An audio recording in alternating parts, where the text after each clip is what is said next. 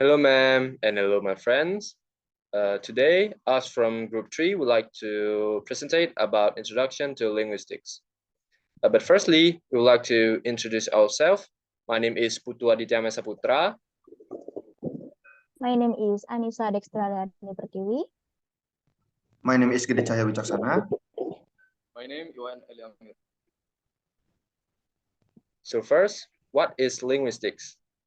Now, linguistics is the scientific and systematic study of the knowledge system of the human language systems in all of their aspects, including how such knowledge system is structured, how to acquire it, how it is used in the production and comprehension of messages, and how does it change over time. Now, consequently, linguistics are nature of a language with a number of particular questions. It examines the way of people on using a language. Now, the history of linguistics. Firstly, the history of linguistics dates back a long time ago, which the first linguistics text was found to be around 4,000 years old, written in cuneiform on clay tablets.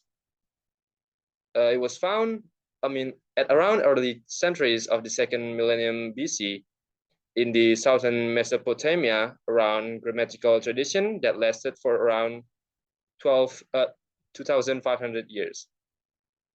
And next, the Hindu tradition. In Hindu, the tradition that contained linguistics had its origins in the first millennium BC. It was stimulated by some changes in Sanskrit, which is the sacred language of religious texts. The best known grammatical from this tradition is Panini from the century of 500 BC. It covers phonetics and morphology. And next will be explained by Cahya. Okay, now I will tell you the history of linguistics in a European colonialism. The colonialism done by the European made the contact with wide variety of language in other continents such as Africa, America, Asia, and Pacific, which were gathered by the explorer, colonial administrator, travelers, missionaries, and others. It spread within European in the form of word list, grammar, and text.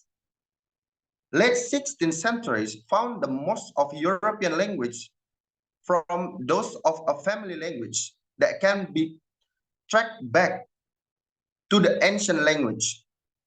In the 1686, Andres Jaeger proposed putting the original of this mother language to be in Caucasus Mountain. William Jones at 1746 till 1974 credit for the discovery of the relation between Indo-European language and the founding of comparative language. After the long colonial period, linguistics had other concern that language compression and classification. Missionaries played an important role in the latter and further and the grammars of non-European language dominated from 16th to 18th century. Linguistics is the specific study of human language. Why is it human? Because it's what sets human apart from animal. In every aspect in our life, we often realize that linguistics involved in almost every part of human communication. When we study linguistics, it means we have had insight to be able to communicate as human through language. And next will be explained by Elya. Okay, thank you, Maesa. Okay, understanding the characteristic of language that contribute to our humanity is so essential. With linguistics, we can find a way to know what does language means. Linguistics involves an analysis of language form, language meaning, and context. So, what is language?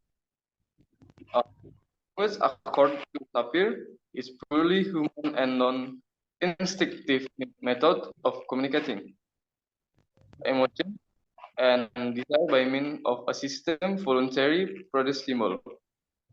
Therefore, an exact of technical definition of language in operational scope is often understood as merely real or a part of conceptual attributes to be able to communicate with others. Language can also include gesture, symbols, sign, or motion. The human language has the following characteristics: systematic. Language is created. It was set up in system and guidelines. As a standardization or a set with written rules. The emergence grammar is evidence that language is naturally systematic and structured. From Goodman, 1999. Thank you. Okay, thank you, Elya. And next will be explained by Annisa.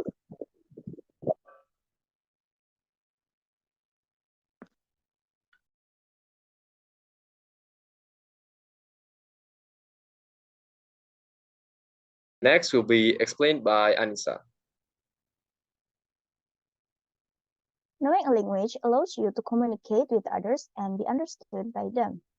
This means you have the ability to create sound strings that denote specific meanings and to comprehend or interpret the sound strings created by others. With knowledge of a language, you can combine sounds to form words, words to form phrases, and phrases to form sentences.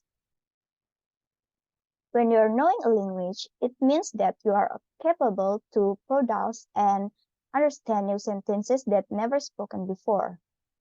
Not every speaker can create great literature, but everybody who knows a language can create and understand new sentences. Next slide. When you pronounce a word or a sentences from foreign language, for example, Filipino, kumain ako ng tinapay. The way English system pronounce ng is different with Filipino standard. If you pronounce the sentence as the Filipinos do, that means you are using sounds outside the English sound system. Because like what I've said before, what Elya said before, every language in the world has a standard pronunciation or a set of written rules. Next slide. Speaker of English understand what red means, and that it means something different from road or blue or oxygen. We also know that road and red are words, but rad is not. Knowing a language is that you are familiar with its word, which means that you are aware of which sound sequence have a particular meaning and which do not. Okay, that's all for me.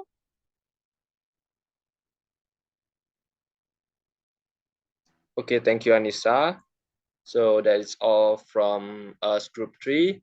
I would like to apologize for the Group 3 if there is mistakes that were happen. So thank you.